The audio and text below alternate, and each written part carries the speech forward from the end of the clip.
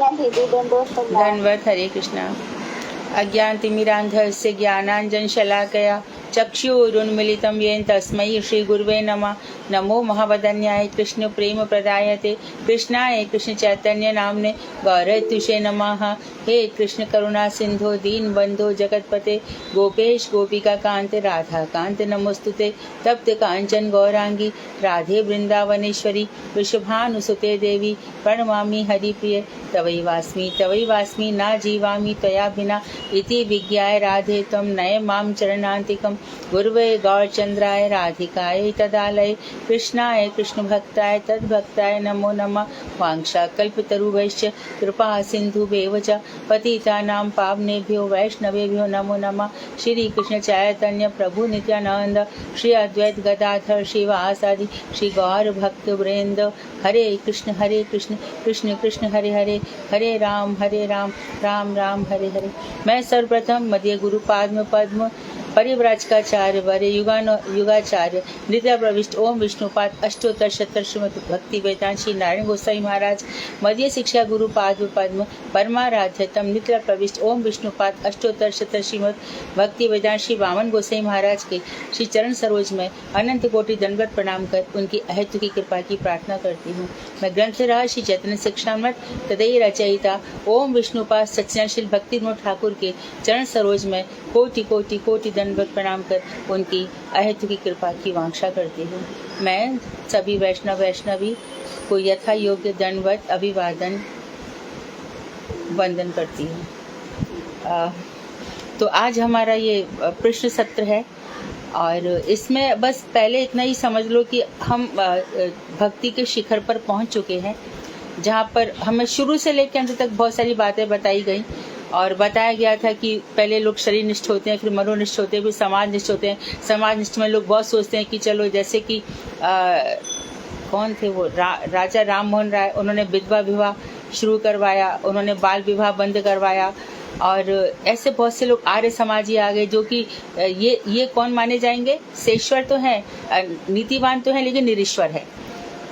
तो भगवान को नहीं मानेंगे, वेदों को मानेंगे, भगवान को नहीं मानेंगे और यज्ञ को ही सब कुछ मानेंगे, मूर्ति पूजा नहीं करेंगे। ऐसे करके उन्होंने हमारे भक्ति विनोद ठाकुर ने स्पष्ट रूप से तो नहीं कहा, लेकिन उनको कहा निरीश्वर नैतिकवादी आर्य समाजी लोगों को। लेकिन जो सबसे उच्च सर्वोत्कृष्ट लोग कौन है?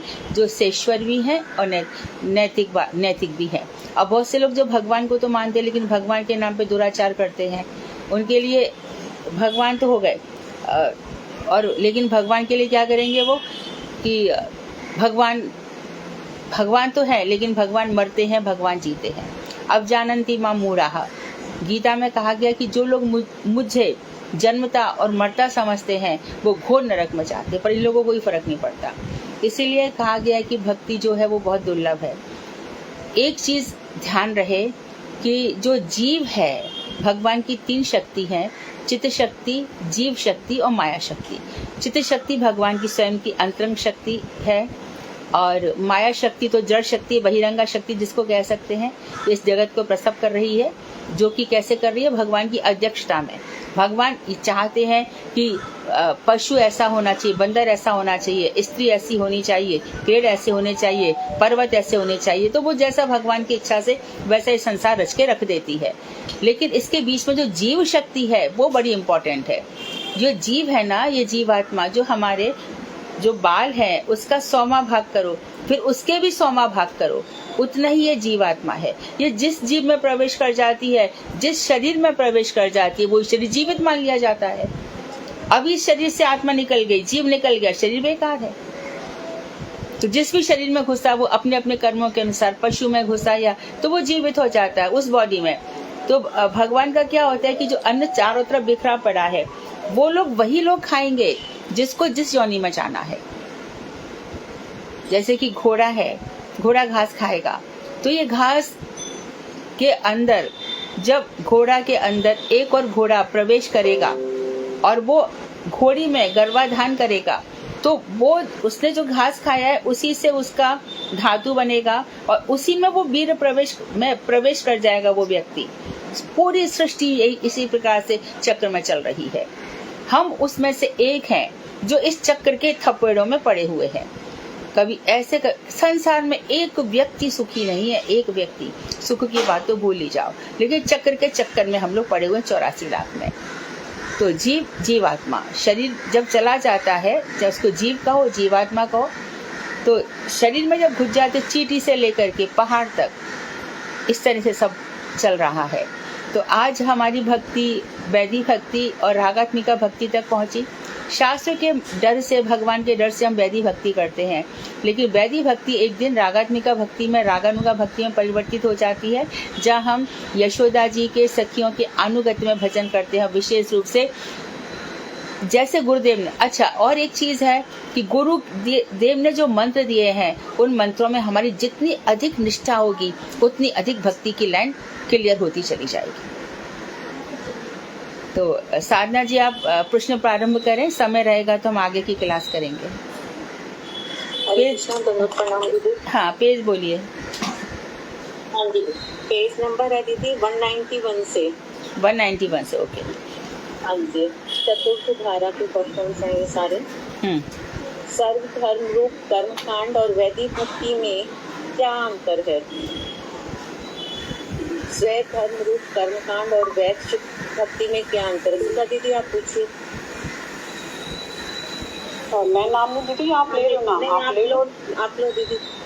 अच्छा, विनीता दीदी आप बोलिए। हरे कृष्ण।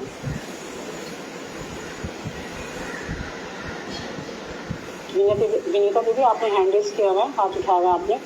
हाँ दीदी। दीदी, दोनों में विपुल भेद है। जड़ विषयों की नश्वरता और हेयता जानकर उनके प्रति जिनको निवेद पैदा हो गया है, वे ज्ञान योग के अधिकारी सन्यासी हैं। विषय भोगों की कामना करने वाले कर्मयोग के अधिकारी हैं। इन दोनों के अतिरिक्त जिन लोगों को भगवत तत्व के प्रति श्रद्धा उत्पन्न हो गई है और साथ ही जिनमें न तो निवेद पैदा हुआ है और न ही कर्मों के में अत्यधिक आसक्ति ही है, ऐसे मनुष्य भक्ति के अधिकारी हैं। से इन योर ओन वर्ड्स। बहुत अच्छा बोला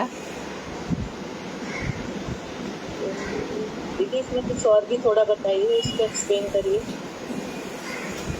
आप एक्सप्लेन कीजिए,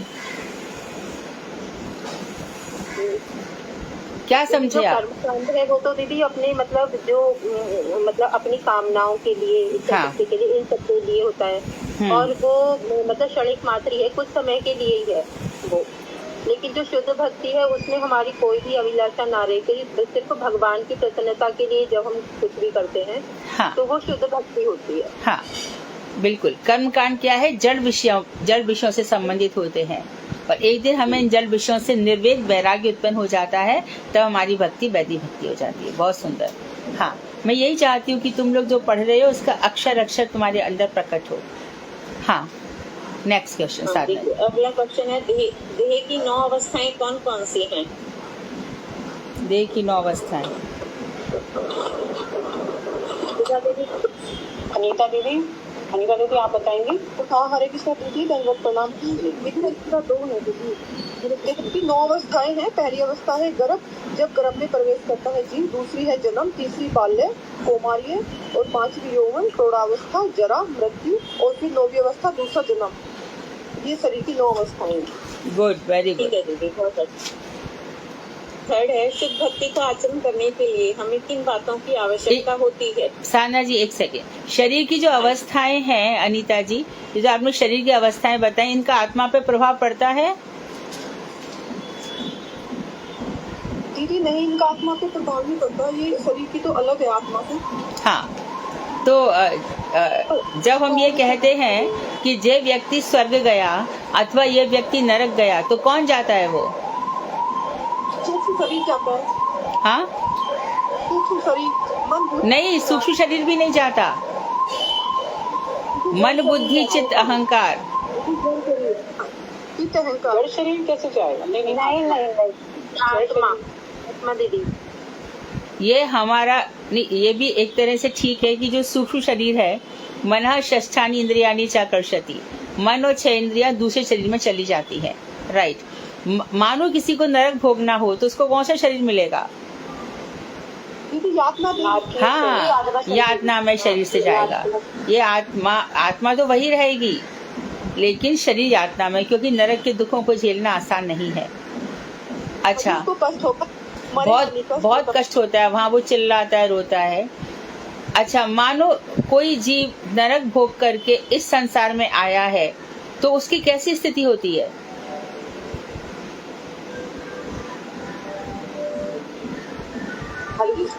हाँ,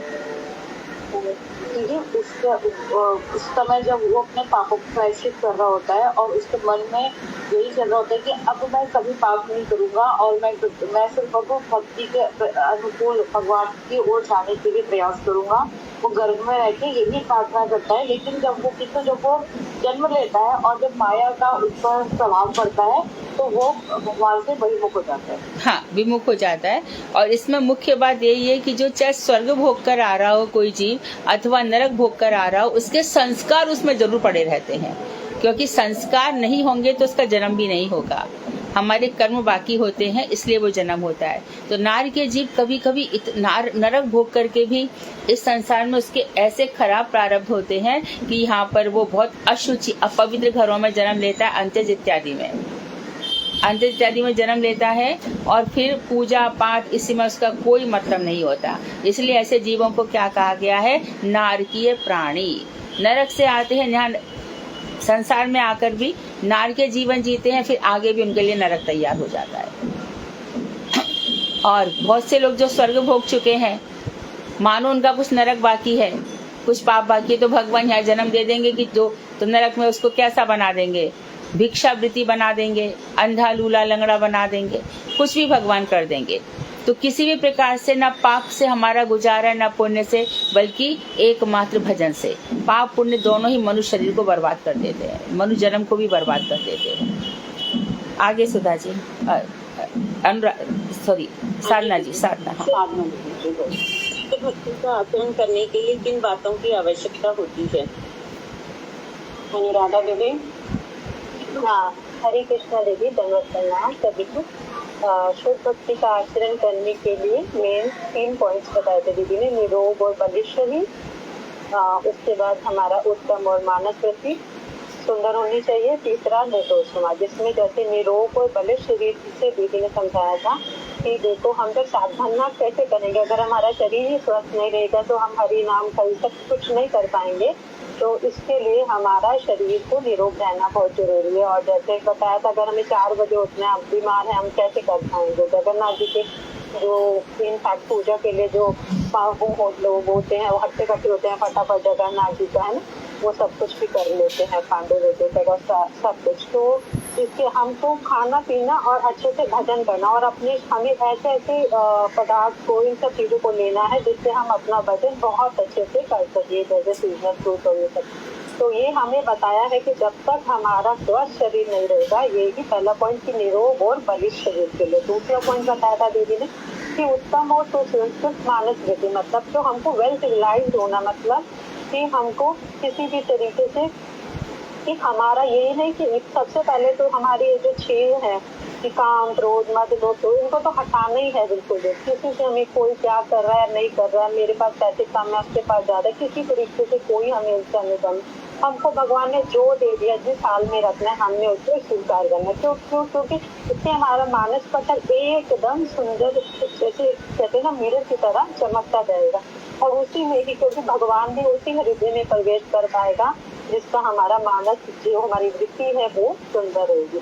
और तीसरा दीदी ने बताया था, जैसे समाज है, समाज के लिए अब अगर यदि सपोज करो समाज है और अगर अगर वो भगत का अपमान करता है, सपोज करो अगर निर्दोष समाज, अगर समाज हमें अपना लेता है तो ठीक है, नहीं है तो हमको ऐसे समाज को भी तोड़ देना चाहिए। और अगर समाज ठीक है तो हमको उसके अनुकूल चलना चाहिए। ठीक है। वर्णाश्रम धर्म का मुख्य तात्पर्य क्या है? भारती दीदी।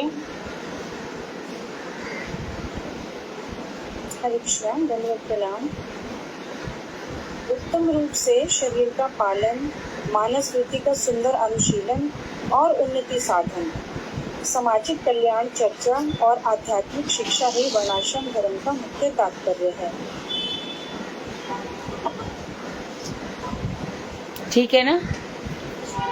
हाँ जी दीदी। हाँ, इसको थोड़ा सा एक्सप्लेन कर सकते दीदी? अनुराधा ने एक्सप्लेन किया ना, ऐसे ही करो। हाँ, हाँ एक्सप्लेन किया ना, वही है इसमें शरीर पालन। हाँ वही करती हूँ। अगला है, क्या वर्णाश्रम धर्म का पालन करना ही जीव का चरम प्रयोजन है? इंदु दीदी, इंदु वाहिनी दीदी। हरे कृष्णा, दंडवत प्रणाम सभी को। हरे कृष्णा, दंडवत। वर्णाश्रम धर्म का पालन करना जीवन का चरम प्रयोजन नहीं है। चरम प्रयोजन है उसका भगवान की भक्ति करना। चारू रूप से भक्ति करने के लिए वर्णाश्रम धर्म का पालन करना जो है वो जरूरी है। इसलिए वर्णाश्रम धर्म को अनुकूल रूप में ध्यान करके हमें भक्ति करना चाहिए। तो वो ये कह रहे हैं कि हम ये नहीं कह रहे कि वर्ण और आश्रम को लेकर बैठे रहो। हम ये कह रहे हैं कि वर्ण और आश्रम स्वीकार करो, क्योंकि वहां पर आपकी भक्ति अच्छे से हो सकती है। वर्ण और आश्रम को छोड़ दिया, ऐसे ही भटकते रहे, अंत्यज बन गए। और जैसे कि बहुत सारे नेता लोग हैं ना, इनको घर की सुध है ना बाहर की, ऐसे अभिनेता है ना घर का ना बाहर का। ये तो हो गया अच्छे लोगों में से, जिनको समाज सोचता है कि अच्छे लोग होंगे, और बाकी लोग किसी प्रकार का, जैसे कि अजामिल था, अपना वर्ण भी छोड़ दिया, ब्राह्मण वर्ण भी छोड़ दिया, और उसने अपना गृहस्थ धर्म भी छोड़ दिया। तो बहुत से ऐसे लोग हैं जो, जिसको आम भाषा में कहते हैं ना, दूसरी पत्नी को कुछ गंदा शब्द भी बोलते हैं, ऐसे उनको रख लिया। इनका ना कोई वर्ण है, ना कोई आश्रम है, ना कुछ भी नहीं है। ऐसे बहुत सारे लोग होते हैं। इसे स्वामी महाराज ने कहा था कि स्त्री संग जो करते हैं वो अंत्यज से भी बुरे हैं, बहुत बुरा है उनका। अपनी धार्मिक धर्मपरायणा पत्नी को छोड़ करके, अर्धांगिनी को छोड़ करके। तो इसी प्रकार से श्रीमद् भागवत में भी इसको स्पष्ट किया गया था। ये इस प्रकार के सभी लोग जो ना वर्ण को मान रहे हैं, अपने किसी वर्ण को, ना आश्रम को मान रहे हैं, जैसे कि आजकल लव जिहाद है ना, शादियां हो रही हैं, ये सब भी इसमें आ जाएंगे। कि कहते हैं, हमें तो नहीं पता ये सच है कि नहीं, जो भोगता होगा वो जरूर इस बात को कहता होगा कि भैया एक कोई मिशन है, ईसाई मिशन है या कुछ है, तो वो लोग हिंदू मुसलमान लड़कों को रुपए देते हैं कि ब्राह्मण की लड़की लाएगा तो 8 लाख रुपया दूंगा, और इसकी लड़की लाएगा तो 6। तो बहुत सारी हमारी जो हिंदू लड़की हैं वो मुसलमानों में चली। ये सब वो लोग हैं जो ना किसी वर्ण को मान रहे हैं, ना किसी आश्रम को मान रहे हैं। इन सब की दुर्गति है। तो देखो, जो हिंदू लड़की ऐसे चली जाती है, तो ये मुसलमान तो किसी का होता ही नहीं है। कहते हैं उनको बाइक का भी पैसा मिलता है, पेट्रोल का भी पैसा मिलता है। लड़की जब आती है तो उसको छोड़ देते हैं, उसका मर्डर कर देते हैं, टुकड़े कर देते हैं, क्या क्या होता है। इसलिए समाज, अपने आसपास के समाज को, क्यों महाप्रभु ने कहा कि जिसको देखो हमारी बातें बताओ सबको।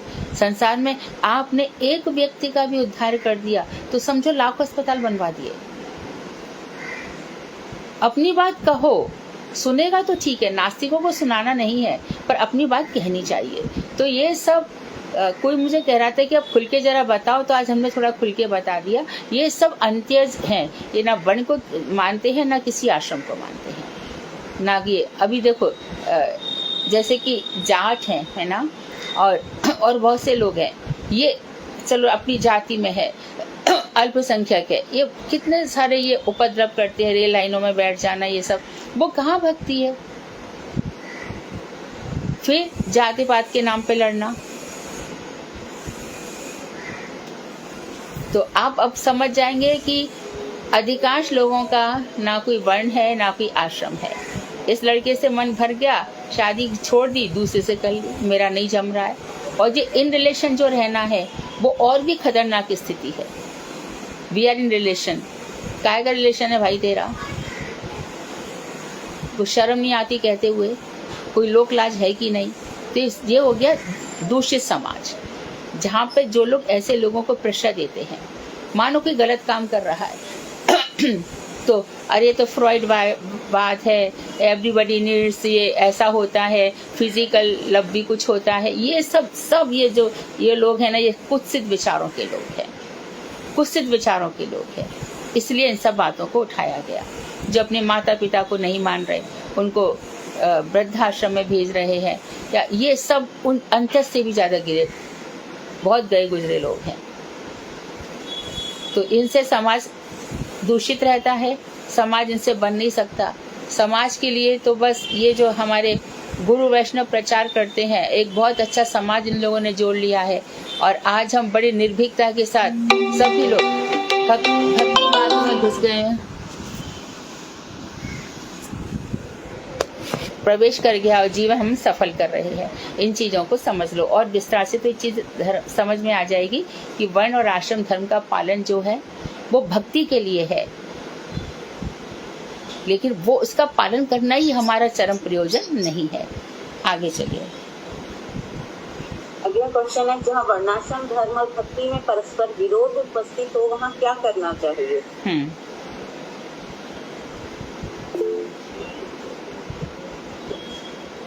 और दूसरी अनीता दीदी आप बोलेंगी? एक अनीता दीदी ऑलरेडी बोल चुकी हैं। दूसरी अनीता दीदी आप बोलिए। बोलो, फिर बाद में तो भगवान बुलवाते हैं। निशा दीदी आप बोलेंगी? पीछे मत हटो, बोलो। हरे कृष्ण दीदी। दीदी जहाँ पर वर्णाश्रम धर्म और भक्ति में परस्पर विरोध उपस्थित हो वहाँ पर हमें जितना हो सके वर्णाश्रम धर्म का पालन करते हुए, किंतु भक्ति का ही हमें उसमें पालन करना चाहिए। भक्ति के ही नियम का अनुच्छेद करना चाहिए, क्योंकि भक्ति ही सर्वोपरि है। हमारा जो मुख्य उद्देश्य है वो भक्ति है, ना कि वर्णाश्रम धर्म का पालन करना। वर्णाश्रम धर्म केवल एक सहारा है, बढ़ाने के लिए एक सहारा, एक माध्यम है, एक सहारा है, एक नैतिक तरीके से जीवन को जीना, ये एक सामाजिक व्यवस्था है। लेकिन हमारा जो आत्मा का प्रयोजन है, जो हमारे जीवन का उद्देश्य है, भक्ति। कुछ हो गया है, टेक्निकल प्रॉब्लम। हरे कृष्णा दीदी ऐसे बोल सकते हैं ना? हाँ, हरे कृष्णा दीदी ऐसे बोल सकते हैं ना, जैसे अभी रागानुगा भक्ति नहीं हुई है हमारी, क्योंकि हम अभी जड़ शरीर से भक्ति कर रहे हैं, तो हमें वर्ण आश्रम धर्म का पालन करते हुए ही भक्ति करनी चाहिए। हाँ बिल्कुल बिल्कुल, जब तक रागानुगा नहीं होती है तब तक सही। स्टार्ट तो वो वर्णाश्रम धर्म से ही होगी ना। और दीदी यहाँ तो क्वेश्चन ये पूछते हैं ना, जहाँ वर्णाश्रम धर्म और भक्ति में परस्पर विरोध हो तो ऐसी कंडीशन में क्या करना चाहिए? तो वहाँ तो वर्णाश्रम ये स्टार्ट तो वर्णाश्रम धर्म से ही होगी ना। पहले वर्ण, या तो कोई वर्ण अपनाओ या कोई आश्रम। हाँ, तो बता देते हैं जिसके पास वर्ण नहीं है, ईसाई इत्यादि के पास वर्ण नहीं है, तो आश्रम में तो रहें, गृहस्थ आश्रम में रह के भक्ति करें, पर वो लोग नहीं करते। आगे दादा दीदी, इसको आप दोबारा और एक्सप्लेन कर दीजिए। केशव नाम से दीदी ने दीदी ने एक पॉइंट बता दिया है ना कि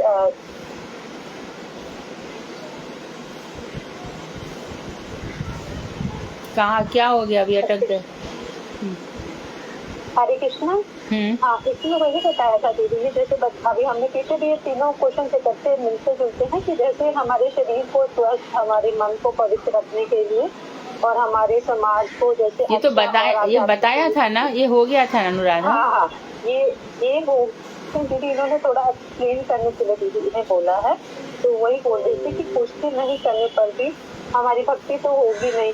और फिर उसके आगे भी बताया था ना, जैसे कि अगर हम तो जल्दी मर जाते हैं या फिर हमारे को कोई रोग हो जाता है, उससे भी कुछ नहीं हो पाएगा कोई अपराकृतिक शिक्षा। तो इसीलिए हमको अगर अपराकृतिक शिक्षा नहीं मिल रही है, तो अगर वो नहीं मिलेगी तो हमारे हृदय के अंदर भक्ति के अंकुर नहीं हो पाएंगे, और फिर जब अगर भक्ति ही नहीं हम कर पाएंगे तो फिर उसका, इसीलिए ही आपने दीदी ने बताया था कि जैसे मेरा भाई ने फिर अल्टीमेटली जब ये कुछ भी नहीं मिला तो उन्होंने घर बार छोड़ ही दिया, जैसे हमारे शिवपुर भी अपना घर परिवार छोड़कर आए थे। तो यहाँ पर ये बताया था कि अगर हमारे पास वर्णाश्रम धर्म है और भक्ति है और ये दोनों अपोजिंग है, तो ऐसे में अब हम लोगों को क्या करना चाहिए? क्वेश्चन आगे चलिए। ठीक है दीदी, अगला क्वेश्चन है, वर्णाश्रम धर्म के दीर्घ सूत्री होने पर भी उसे भक्ति साधन के अनुकूल रूप में स्वीकार करना कर्तव्य है, क्यों? अंजना दीदी। अंजना दीदी हरे कृष्ण। हरे कृष्णा दीदी, दंडवत प्रणाम। कि वर्णाश्रम जिस प्रकार जीव सूत्री कार्य है, मतलब ज्यादा समय लेने वाला कार्य है, तो उसका ठीक ठाक पालन करने पर भक्ति का अनुशीलन करने पर भी अवकाश मिल सकता है या नहीं?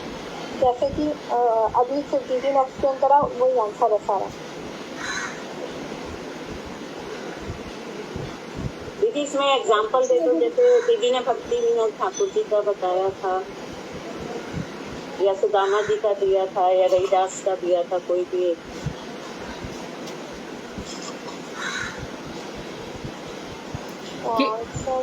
क्लियर हो रही है चीजें? आप लोग एक्सप्लेनेशन के चक्कर में आज बहुत हो रहे हो। प्रश्नोत्तर चलो, प्रश्नोत्तर में चलो। जीव मात्र में समदर्शन कब संभव है? मदन गोपाल प्रभु जी आप बोलेंगे। हरे कृष्ण। शैला दीदी हरे कृष्ण। शैला दीदी, रेती दीदी, कुसुम दीदी आप बोलेंगे प्लीज। देहात में जिसमें उत्पन्न अभिमान दूर होने पर ही जीवन मात्र में समदर्शन संभव है। ठीक है। देहात में बुद्धि का क्या अर्थ है कुसुम जी?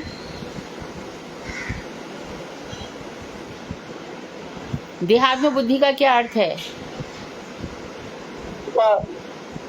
हाँ, देहात में बुद्धि का अर्थ तो बोलो, रोज तो बोलते हैं इस बात को।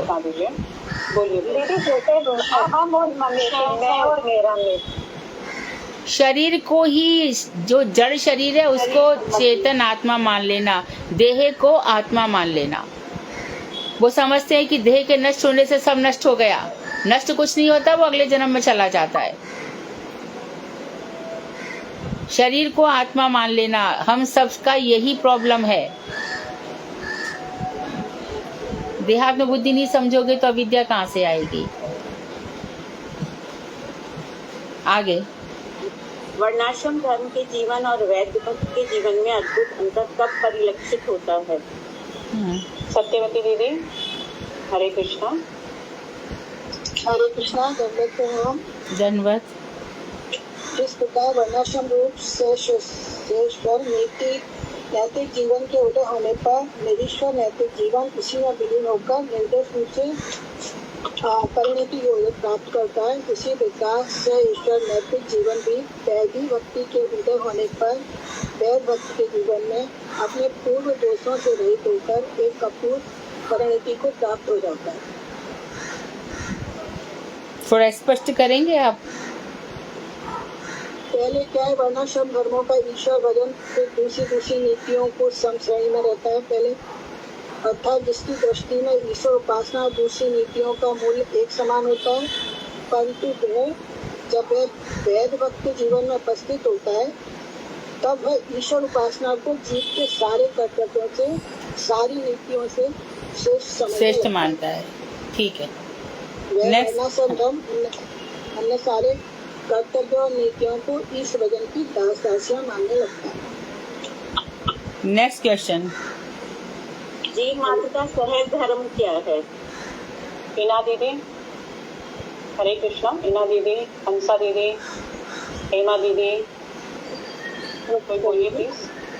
शास्त्रों के अनुसार मानव मात्र भक्ति के अधिकारी है और भक्ति ही जीवन का सहज धर्म है।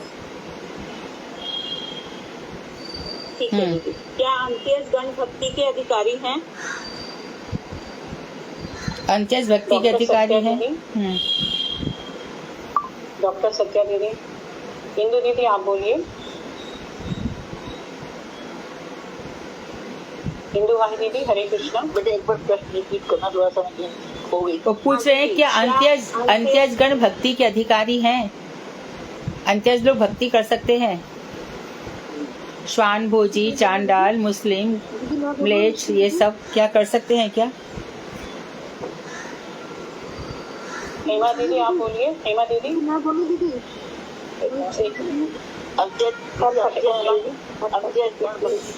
मात्र भक्ति के अधिकारी। दीदी मैं बता रही अब हेमा दीदी बताइए। इन्हें ये इंदु दीदी बोल रही है, बोलिए इंदु दीदी। नेक्स्ट क्वेश्चन हेमा दीदी बताइए। अज्ञात गण जो है वो भक्ति के अधिकारी हैं, ये सत्य है। तो तुम्हें भक्ति प्राप्त करने के लिए उनकी सुविधाएं और योग प्राप्त नहीं होता है। सुविधा क्यों नहीं होती? क्योंकि उनके परंपरा में, उनके परिवार में जो कुछ भी है वहाँ पर मंदिर जा नहीं सकते वो लोग, मंदिर जाना मना है। उनके घरों में वेद पुराण गीता इत्यादि पढ़ना मना होता है, इसलिए उनको सुयोग नहीं होता और सुविधाएं भी नहीं होती। हाँ।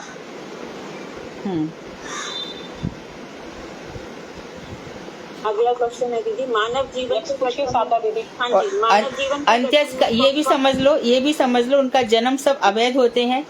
ऐसे लोगों का जो अंत्यजन के माँ कौन है पिता कौन है उसका भी ठिकाना नहीं होता, और किसका साथ करेंगे ये भी नहीं है।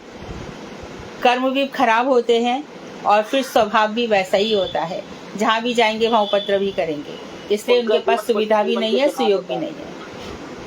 आगे और हमारे हरिदास ठाकुर जो है उन्होंने इतनी भक्ति की, हम वो एग्जाम्पल दे सकते हैं अंत्य होते हुए भी।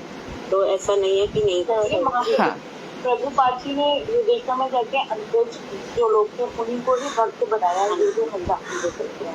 नारद जी ने ना, दीदी स्वामी प्रभुपाद जी।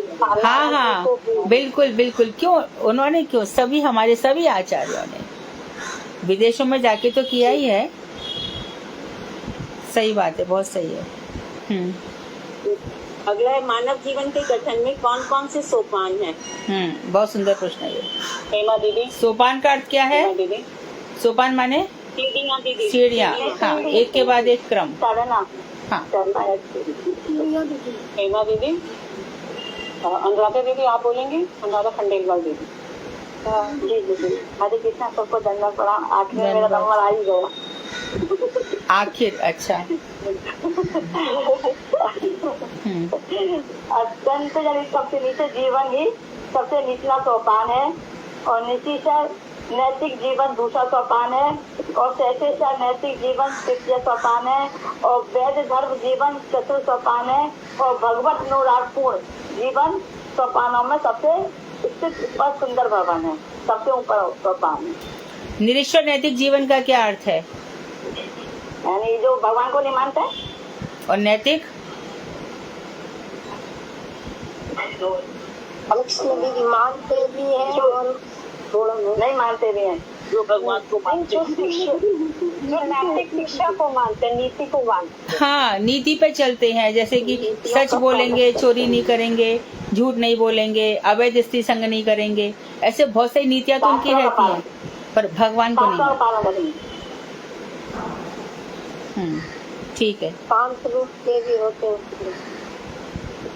अगला क्वेश्चन देखिए, नियमाग्रह नामक कुसंस्कार का क्या तात्पर्य है? इससे भक्ति में क्या हानि होती है? शालू दीदी नहीं है आज? शालू दीदी हैं। शालू दीदी बोलिए। दूसरी दीदी नहीं है शायद आज। शालू दीदी। हरे कृष्णा। शालू बोलो। हरे कृष्णा दीदी। हाँ, हरे कृष्णा दीदी। प्रश्न नंबर 14 है ना दीदी? 13। अच्छा दीदी, ये 13 का ये दिया दीदी, जिस समय ऊपर के सोपान पर पदार्पण करने का अधिकार उपस्थित होता है उस समय पूर्ण निष्ठा का त्याग करना ही कर्तव्य है। इससे आबद्ध रहने की इच्छा को नियमाग्रह नामक कुसंस्कार कहते हैं। इसी कुसंस्कार के कारण अंतक लोग नरीश्वर नैतिक जीवन का अनादर करते हैं। इसका दूसरा पार्ट भी है दीदी, इससे भक्ति में क्या हानि होती है?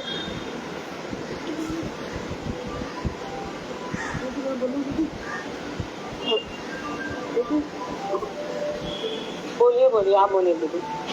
हाँ, जो कोई हानि नहीं होती है दीदी इससे। और अति को अनादर करने वाले व्यक्ति की भी हानि होती है दीदी। हाँ जी, ठीक है। नहीं होती है दीदी। हाँ, भक्ति की हानि नहीं होती, जो अनादर कर रहा है उसकी हानि होती है। देखिए, इसमें हम निबलेश लोग के आपने कराया था ना, पर अत्याहार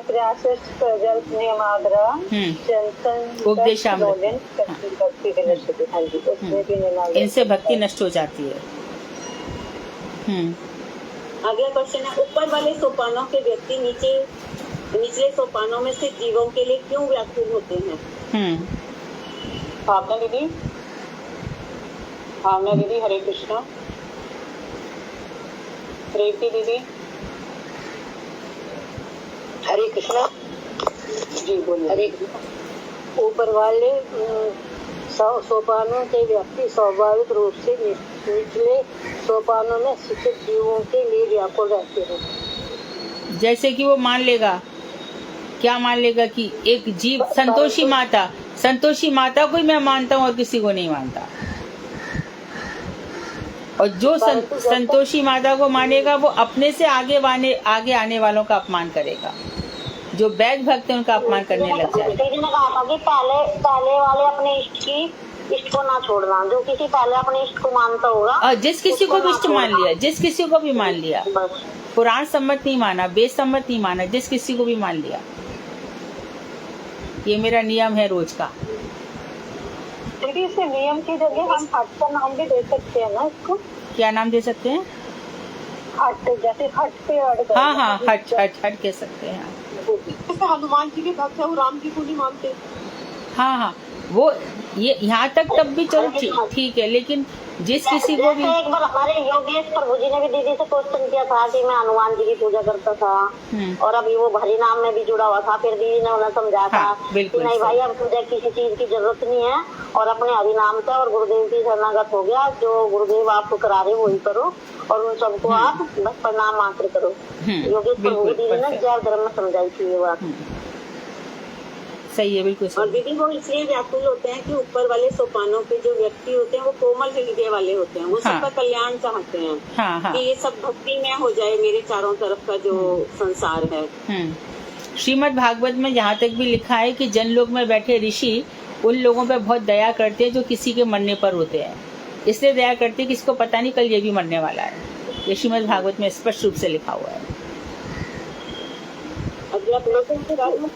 अगला प्रश्न। नहीं छूटता कुछ भी, लेकिन धीरे धीरे जैसे कथाएं सुनते रहेंगे तो धीरे धीरे अपने आप ही छूटता जाता है। हाँ, कथाओं से छूटेगा। कथाओं से, अपने बल से तो नहीं छूटेगा। वैष्णव संघ के बिना तो नहीं छूटने वाला। कितनी भी कोशिश कर लो, कितना भी प्रयास, संग जरूर चाहिए। साधु संग सर्वशास्त्र है। लव मात्र साधु संग सर्व सिद्धि है। ये तो ठीक है। अगला क्वेश्चन है दीदी, कर्म कब भक्ति का रूप ले लेता है? कुसुम दीदी कर्म कब भक्ति बन जाता है? जब तक शाश्वत नैतिक जीवन अपने स्वस्वरूप का परित्याग कर भक्त जीवन स्वरूप को अपना नहीं लेता, तब तक उसका नाम कर्म ही रहता है।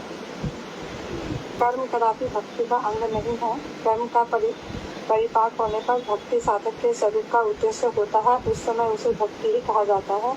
उस समय उसका नाम कर्म नहीं रहता। ठीक है ना? हरे कृष्ण। भगवत संबंधी में श्रद्धा उदित होने पर कर्माधिकार दूर हो जाता है। ठीक है, ठीक है। दीदी ने बताया था धन्यता और इसमें श्रद्धा, दो चीज मेन है। हाँ। जब उसके ये दोनों चीजें आ जाएंगी तो कोई भी चीज कर्म नहीं रहेगी। भाव, जब ये चीजें कर्म है ना, भाव में परिवर्तित हो जाएगा। श्रद्धा आने लगेगी, तब साधु संग होगा, फिर वो कर्म नहीं रहते, क्योंकि कर्म का फल नश्वर होता है। लेकिन जब भक्ति की तरफ बढ़ गए तो हर एक नाम भी हमें कहाँ से कहाँ पहुँचा देगा। अजामिल का उदाहरण दिया। हाँ। क्या ज्ञान और वैराग्य भक्ति के अंग हैं? नहीं। हाँ, नहीं है।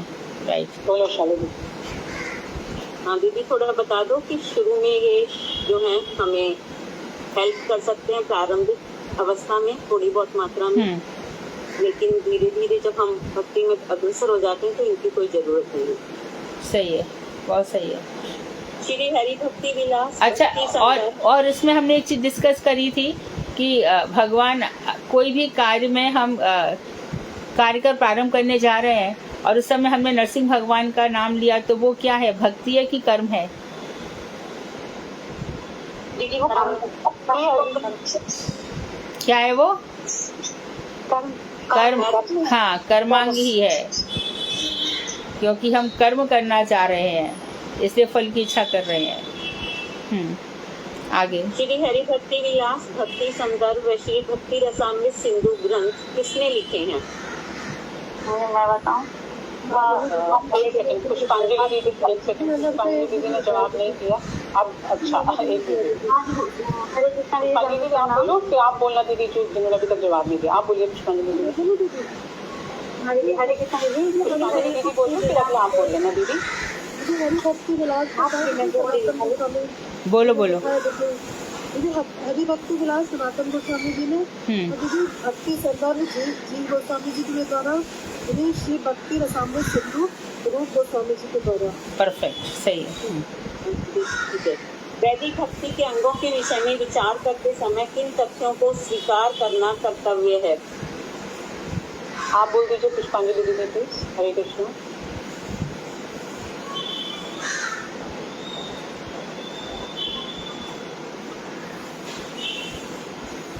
किन दो तथ्यों को स्वीकार करना चाहिए? राधा दीदी आप बोल दीजिए। राधा दीदी।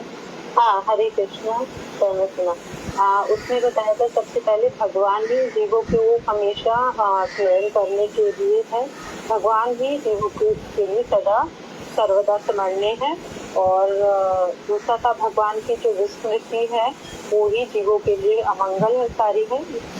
और जो भी भगवान के स्मरण के प्रतिकूल है वही साधकों को मना है।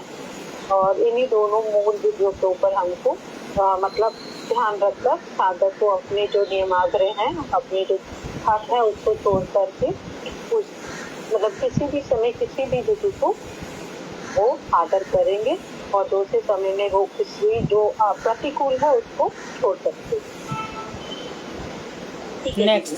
अगला क्वेश्चन है, वैदिक भक्ति की कौन सी 3 अवस्थाएं हैं? वैदिक भक्ति की कौन सी? हंसा दीदी एक मिनट हंसा दीदी आप बोलिए। हरे कृष्णा दीदी। वैदिक भक्ति की 3 अवस्थाएं हैं, श्रद्धालु साधक, नैष्ठिक साधक और नीतियुक्त साधक। ठीक है दीदी। अगला है, भक्ति साधन का क्रम क्या है? आप बोल दीजिए। अनुराधा खंडेलवाल दीदी आप बोल दीजिए।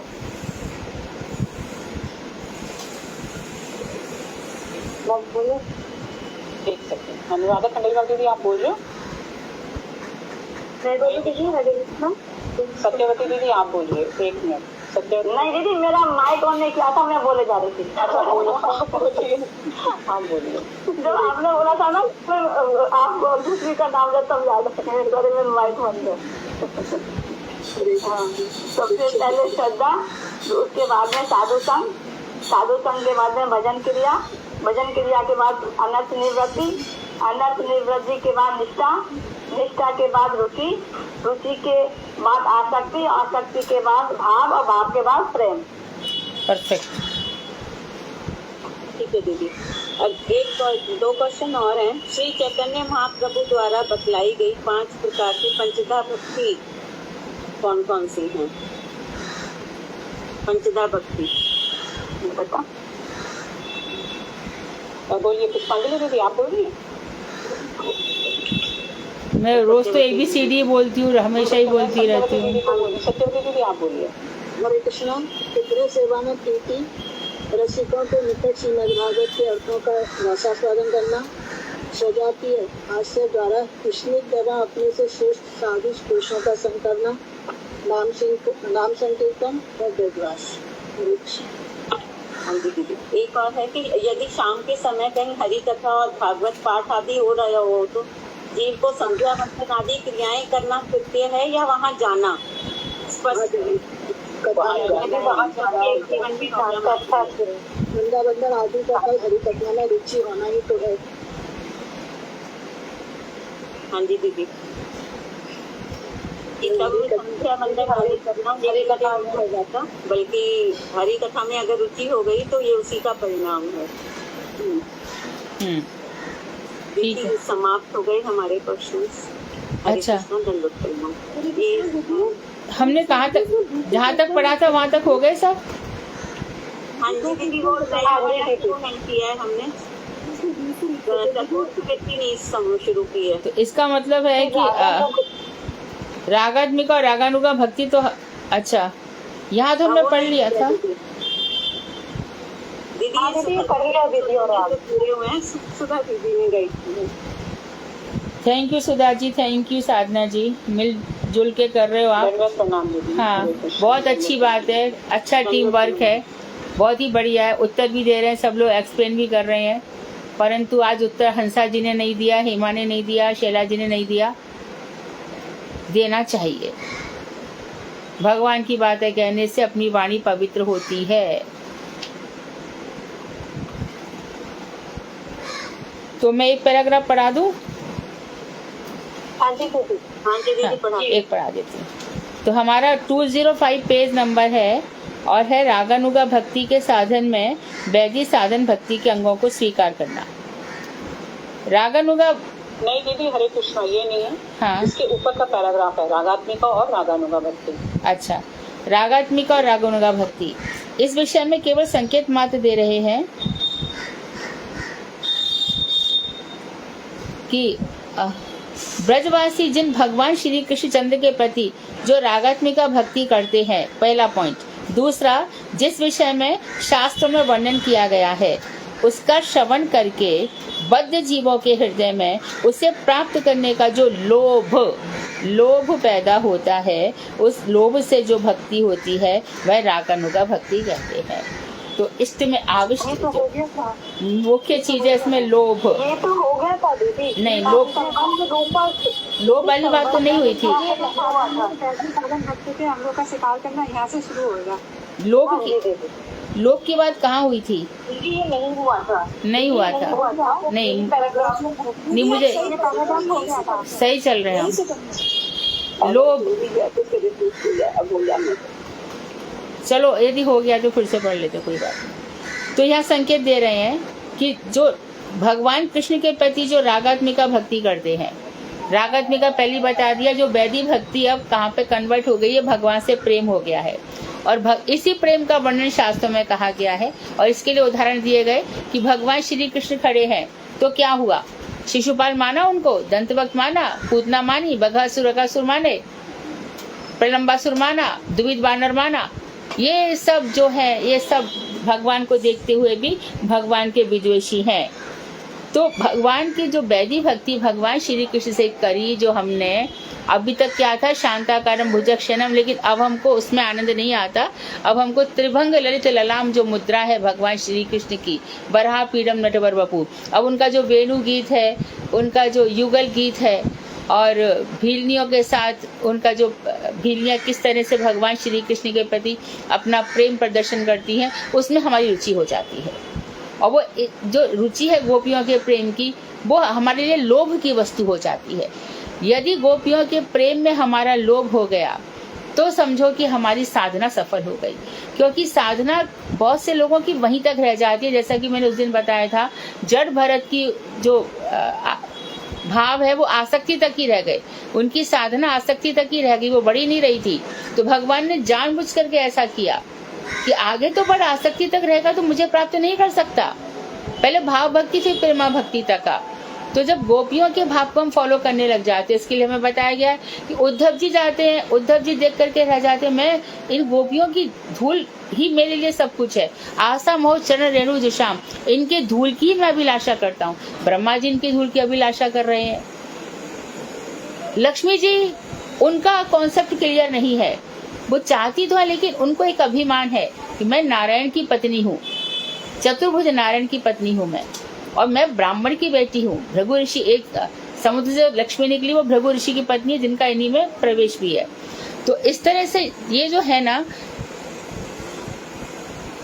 क्या बता रही थी मैं, तो भगवान श्री कृष्ण के प्रति इनके अंदर प्रेम नहीं है गोपियों जैसा, और गोपियों को कुछ भी मालूम नहीं है कृष्ण के अतिरिक्त। उनका हृदय एक, जैसे कि इसमें बताया गया है, एक विवाहित स्त्री है लेकिन उसका प्रेमी है और पति है, यहाँ पर भी वही बात है। तो दिन रात प्रेमी का ही चिंतन करती है, जैसे कि रथ में ये वही रात है, ये वही नदी का किनारा भी है, ये वही रेवा नदी का किनारे है, वही वृक्ष है, वही सब कुछ है। लेकिन श्री कृष्ण जो वृंदावन में हम मिले थे वैसा आनंद यहाँ कहाँ। तो भगवान से मिलन का जो आनंद है, गोपियों के हृदय में जो धड़कन है, उनके हृदय की धड़कन श्री कृष्ण के चरणों का ही चिंतन करती है। उनके जो सौंदर्य है, उनकी अलकावलियां हैं, और यहाँ पर जो कौस्तुभ मणि है, उनके गले में वनमाला है, उसी का चिंतन उनको आता रहता है। वो किस तरह से चलते हैं, किस तरह से हंसते हैं, खिलखिलाते हैं, कैसे कटाक्षों से देखते हैं, ये उसी में खोई रहती है।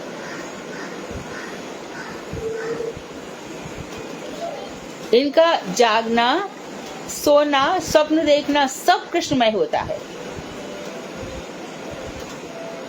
हमारे ब्रजवासी लोग गाते हैं ना, रात शाम सपने में आए, धैया पी गए आरा रा, धैया पी गए। तो वो स्वप्न में भी वही है, दिन में भी वही है, जागते भी वही है, सोते भी वही है। हा नाथ, हा रमण, हे प्रेष्ठ, तुम क्वासी क्वासी महाभुज।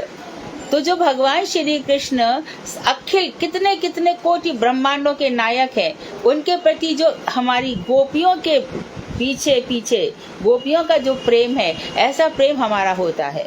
तो इसमें लोभ होना, ये बहुत बड़ी बात है।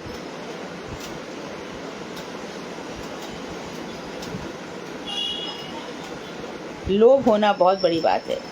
तो फिर हम क्या करते हैं, तो शास्त्रों में इन सब बातों को जब हम सुनते हैं, तब बद्ध जीवों को हृदय में उसे प्राप्त करने का लोभ पैदा होता है। इस लोभ में जो भक्ति होती है, वही रागानुगा, अनुगा मतलब प्रेम के पीछे पीछे चलने वाली भक्ति। और ये भक्ति किस में है? मात्र ब्रजवासियों में। द्वारका की महिषियों में थोड़ी है, रुक्मणी जी इत्यादि में थोड़ी है। कहाँ पे वो राधे जी के पास बैठ के रुक्मणी को याद करेंगे क्या? वहाँ रुक्मणी के पास रहते हैं, वहाँ पे हे राधे हे राधे, हे चंद्रावली, हे ललिते, हे विशाखे, ऐसे याद करते रहते हैं। क्या याद करते हैं? मुझे वेदों की स्तुतियां भी नहीं अच्छी लगती। अरे कितने कितने सुंदर शब्दों में आपका वर्णन किया गया, इतनी सुंदर स्तुतियां हैं, आपका मन नहीं अच्छा लगता? नहीं।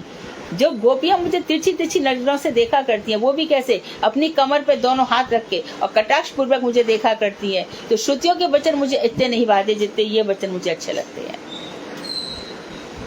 प्रेम के भूखे है ना। और गोपियां उनसे ना उनको अपने बच्चों की सुध है, ना अपने पति की सुध है, ना घर की सुध है। हमेशा ही गोविंद दामोदर माधवेती, उनके वचन याद आते रहते हैं, उनकी बातें याद आती रहती हैं। और राधा जी तो जहाँ तक कहती हैं, रह केली, एकांत में जो मेरी हमारी जो केली वार्ताएं थी, उनकी याद आती रहती है। किस तरह से हमारा मिलन होता था, वो याद आता है। तो भगवान श्री कृष्ण में जब चित्त लग जाता है, जैसे हमारी गोपियों का लगा, ऐसा हमारा भी लगे, तो समझो हमारा महामंत्र जपना सफल है। हमारा गोपाल मंत्र, गोपाल गायत्री, गौर गायत्री, ये सब जपना सफल है। काम गायत्री जिसको बोलते हैं। यहाँ यथार्थ विषय में लोभ ही उस भक्ति का उत्तेजक है, शास्त्र युक्ति या विधि उसका उत्तेजक नहीं है।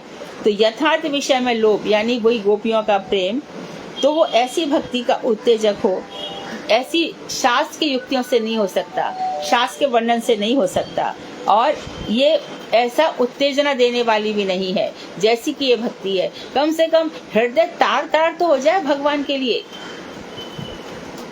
हृदय में अभी भी सब सुध है, कहाँ पर मेरा इन्वेस्टमेंट हो रहे हैं, कहाँ पे ये मेरा बच्चा मुझे ला करके देगा, इतने सारे कैलकुलेशन हो रहे हैं, कहाँ मुझे प्रतिष्ठा होगी, कहाँ, और भगवान तुरंत निकल जाते, रहते नहीं उधर, उस हृदय को ही छोड़ जाते हैं। इसलिए हम कहते हैं कि जिन मंत्रों को ठीक से जपो, ये मंत्र संबंध देने वाले हैं। और महामंत्र में इतनी निष्ठा रखो, इतनी निष्ठा रखो।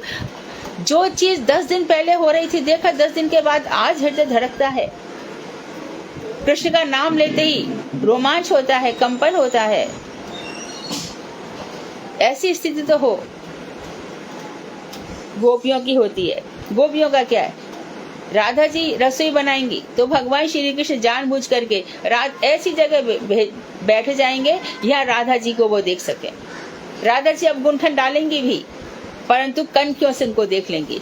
उस समय तो दोनों को सुख मिलता है। फिर राधा जी मध्याह्न भोजन चला जाता है वहां पर, लेकिन कुंदलता भाभी और घनिष्ठा भाभी दोनों खड़े रहते हैं, क्योंकि जब तक श्याम सुंदर का उच्छिष्ट अमृत नहीं आ जाता तब तक राधिका खाती नहीं है। ऐसे अपने घर के जो ठाकुर जी हैं उनके प्रति भी ऐसे ही भाव रखो। जब सुबह आंख से खोलो तो झरझर आंखों से आंसू नहीं गिरे तो मंगला आरती गाय की हुई, कुछ भी नहीं हुआ, फालतू हुआ। एक नियम हो गया, एक रोज की हमारी लेकिन भगवान से दिल नहीं जुड़ा तो कुछ भी नहीं जुड़ा। ऐसी भक्ति में उत्तेजना होनी चाहिए। तो इसलिए ये किसका काम है? हृदय किशोर किशोरी जो होगा, 12 वर्ष की 13 वर्ष की लड़की जिसका नवीन प्रेम है, प्रेम का अंकुर फूटा है, ऐसा भगवान श्री कृष्ण से, तो क्या होगा? हमारे जितने भी गुरु वर्ग हैं इसी भाव से तो उपासना करते हैं, इसी भाव में तो डूबे रहते हैं, इसी भाव में तो रात दिन रोते हैं। और हम काहे के लिए रो रहे हैं? हमको धन नहीं दिया, हमको गाड़ी नहीं दी, हमको ऐसा बेटा दे दी। कितना प्रपंच है, मेरे लिए कुछ और प्रॉब्लम है, उसके लिए कुछ और है, उसके लिए कुछ और है, सब। और सोचो, जाने के लिए तैयारी बैठी है और फिर भी हम कितना संग्रह करना चाहते हैं। और जिन भगवान ने जन्म दिया और हम चिंता कर रहे हैं मरने के बाद हमारा क्या होगा। अरे कितनी दफा तो मर गए, क्या हुआ वहां पे? अनंत कोटि बार मर गए। बहु नाम जन्मनाम, बहुत तेरे मेरे जन्म है अर्जुन, बहुत सारे, तू भूल जाता है, मुझे याद रहते हैं। कब से तो जी मर रहे हैं, तो मरने के बाद वो ही जाने वो क्या करेगा। शास्त्रों में कहा गया है कि शरीर दोनों का एक जैसा ही जाएगा। किसका? भक्त का भी और अभक्त का भी, दोनों की उत्क्रांति है, दोनों को यहाँ से ऊपर ही जाना है, लेकिन गति में अंतर है। कोई भी व्यक्ति भगवान नहीं बन सकता, दोनों का उत्क्रमण है, ऊपर की तरफ उत्क्रांति है। ये तो गीता में बताया है। ऊपर की ओर उठना है, कोई क्रम मुक्ति से जाएगा, कोई सद्य मुक्ति से जाएगा और किसी की नार की गति होगी। जाना तो दोनों को है। शरीर का जो संस्कार है वो भी दोनों का एक जैसा ही हो जाएगा। जो अभक्त है, दुष्ट है, उसका भी बेटा आकर के उसको दाह संस्कार तो कर ही देगा ना, लेकिन ऊपर जाने की जो रीति है वो अलग है। इसको कहते हैं प्रस्थान। यहाँ से प्रस्थान करना। स्थान तो अनंतर बहुत होते, माइग्रेशन तो होता ही रहता है, लेकिन यहाँ से जो आए ऊपर से गिरे, पतंती अधः, हमने जो किया था ऊपर का मिल गया, स्वर्ग मिल गया, अब भोग खत्म हो गए, आजा नीचे। लेकिन जो नीचे गिर गए, ऐसा हमें पाप पुण्य करके लाभ क्या है? भक्ति ऐसी तो भगवान कहते एक इतना सा भी रहा ना हृदय में, माया मोह ममता, और ये रहेंगे कैसे? ये रह भी कहाँ सकते हैं? हम ज्ञानी संतों को देखते हैं, जैसे कि हमारे महाराष्ट्र में एक नाथ है, ज्ञानेश्वर हैं, इनकी भक्ति कहाँ तक है? और लेकिन ये जो भक्ति है रागात्मिका भक्ति, वो ज्ञानी भक्त है। प्रहलाद जी ज्ञानी भक्त हैं, सब जगह मेरे ठाकुर जी हैं। ये सब हम लोग ज्ञानी तक ही रह जाते हैं, ज्ञान प्राप्त तक रह जाते हैं। और ज्ञानी व्यक्ति भी जान नहीं सकता है कि भगवान श्री कृष्ण की क्या लीलाएं हैं। बार बार शंकर जी ब्रह्मा जी आके उनके चरणों में ढुक लगाते हैं और फिर सभी की सभी गोपियों के पास जाते हैं, तुम लोगों का जो प्रेम है। तो ये रागानुगा भक्ति है। सौभाग्य से तो अन्य उपायों का अवलंबन करने पर विधि जिस कार्य में जीव की प्रवृत्ति को जित करने का प्रयास करती है, सौभाग्य से एकमात्र लोभ ही जब उसको उत्तेजित करता है, तब वह भक्ति को साधन काल में वैधि भक्ति ना कर रागानुगा भक्ति कहा जाता है। इसका स्पष्टीकरण ये है कि हम बहुत सारे दूसरे उपाय ले लें, कितने भी हम भागवत पढ़ लें, गीता पढ़ लें, सब कुछ कर लें, कुछ भी कर लें, तो किसी कार्य में जीव की प्रवृत्ति को उत्तेजित, जीव की जो प्रवृत्ति है भगवान के लिए, उसके लिए एक लोभ होना चाहिए। जैसे कि मानो मुझे एक लोभ है, मेरा बहुत बढ़िया बंगला गाड़ी हो जाए, नौकर चाकर हो जाए, एक खाना, ये सब हो जाए, माँ भाई ये सब धराशायी हो जाएगा। ले कितने जन्मों में से था, तो चल अभी ले ले, कभी तू नौकर बनेगा, कभी तू राजा बनेगा। तू ही वो भगवानी भरता बना के रखते हैं और भगवानी भृत्य बना के भी रख देते हैं नौकर चाकर।